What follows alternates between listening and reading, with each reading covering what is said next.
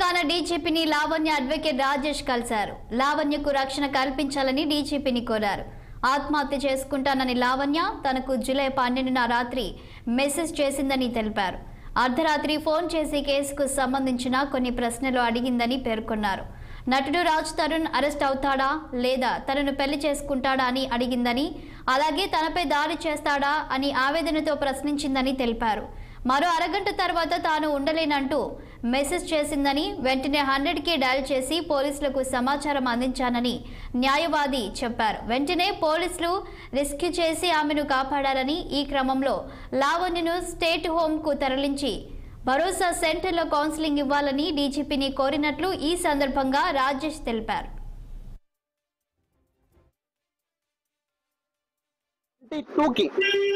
నేను వెళ్ళిపోతున్నాను I'm done with this life and done with this world అని message పెట్టింది యాక్చువల్ గా.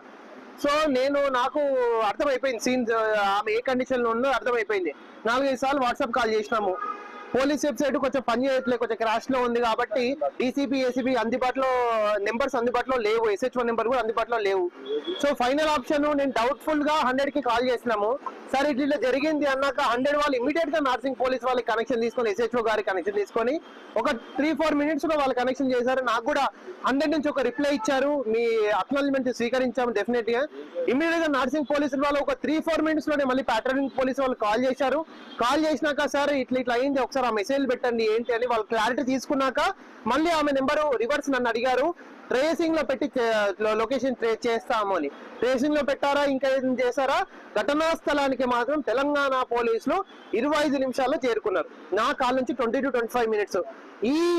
ఈ సంఘటనలో తెలంగాణ పోలీసుల వాళ్ళకి కృతజ్ఞతలు, ఎస్పెషల్లీ నార్సింగ్ పోలీసుల వాళ్ళకి 100 డయల్ సిబ్బందికి కూడా అభినందనలు.